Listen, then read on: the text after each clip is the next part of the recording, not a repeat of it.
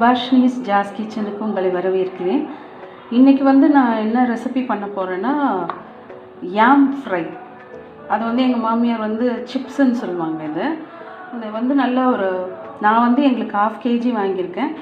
இந்த திக்னஸ்க்கு வெட்டிட்டு தோலெல்லாம் எடுத்துகிட்டு நல்லா இந்த திக்னஸ்க்கு எல்லாத்தையுமே வெட்டி நல்லா கழுவிக்கங்க. இதை வந்து நம்ம ஒரு பாத்திரத்தில் மாற்றிடுவோம். இப்போ இது கூட வந்து இந்த உப்பு, காரம், இனிப்பு மட்டும் இது நம்ம தனிப்பட்ட இதை பொறுத்தது. நாங்கள் வந்து எப்போவுமே உப்பு, காரம், இனிப்பு வந்து கொஞ்சம் கம்மியாக தான் சாப்பிடுவோம். அதனால் நான் வந்து இதை வந்து தேவையான அளவுன்னு தான் சொல்கிறேன். உங்களுக்கு எவ்வளோ தேவையோ அவ்வளோ சேர்த்துக்கோங்க. ஸோ தேவையான அளவு சில்லி பவுடர்,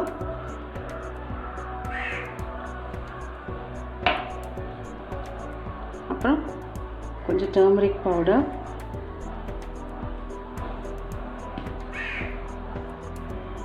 தேவையான அளவு உப்பு போட்டுட்டு ஒரு 1/4 டம்ளர் தண்ணி சேர்க்குறேன்.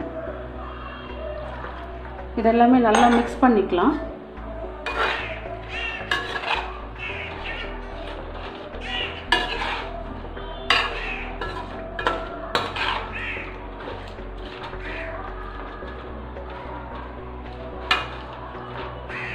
ஏன் நான் வந்து ரொம்ப குறைச்சலாக தண்ணி ஊற்றுறேன்னா, சில கிழங்கு வந்து நல்லா வெந்துடும், சிலது வேகாது. அதனால் நீங்கள் வேகும் போதே கொஞ்சம் பார்த்து தண்ணி பத்தலைன்னா கொஞ்சம் சேர்த்துக்கலாம்.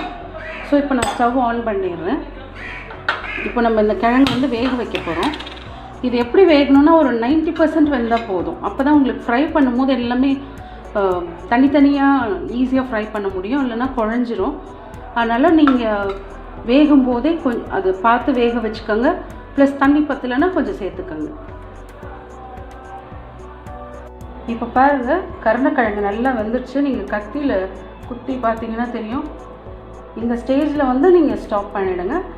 தண்ணி வந்து நீங்கள் பார்த்து சேர்த்துக்கோங்க. இப்போ வந்து நான் எண்ணெய் காய வச்சுட்டேன். இப்போ நம்ம வறுக்க போகிறோம். கொஞ்சம் கொஞ்சமாக போட்டு வறுத்துக்கலாம்.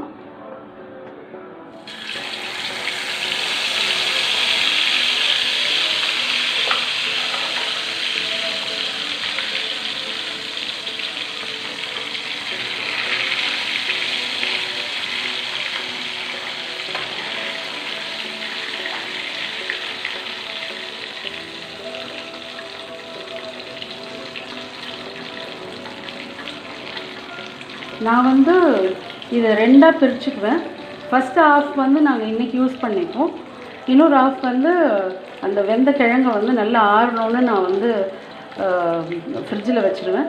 நெக்ஸ்ட் டே வந்து சாப்பிட்றதுக்கு முன்னாடி நாங்கள் வறுத்துப்போம். ஏன்னா நாங்கள் இருக்கிறது 2 பேர் தானே, ஸோ ரொம்ப அதிகமாக இருக்குது. அதனால தான். ஆக்சுவலாக இப்போ நம்ம வேக வைக்கும்போதே என்ன பண்ணணுன்னாக்கா, அப்பப்போ நம்ம இதை வந்து மிக்ஸ் பண்ணி விடணும். ஏன்னா இல்லைன்னா உப்பு, காரம் அது மிக்ஸ் ஆகாது. ஒரு கிழங்கு வெந்து ஒன்று வேகாமல் போயிடும். ஸோ அது வேக வைக்கும் போது அது கொஞ்சம் கிளியராக பார்த்துக்கோங்க. அடுத்தது வந்து தண்ணி ரொம்ப முக்கியம். தண்ணி ஏன்னா கொஞ்சம் ஜாஸ்தி ஆகிடுச்சுன்னா கூட கிழங்கு வந்து அப்படி குழஞ்சி உங்களால் வறுக்கவே முடியாது. அது கொஞ்சம் பார்த்துக்கோங்க. இதுதான் முக்கியமான 2 டிப்ஸ். இப்போ இது வந்து ஆக்சுவலாக பார்த்திங்கன்னா அவ்வளோ டேஸ்ட்டாக இருக்கும்.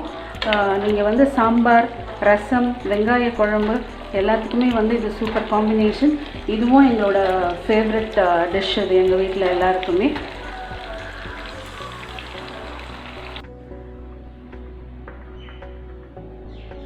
பாருங்கள், சூப்பரான யாம் ஃப்ரை ரெடி ஆகிடுச்சு.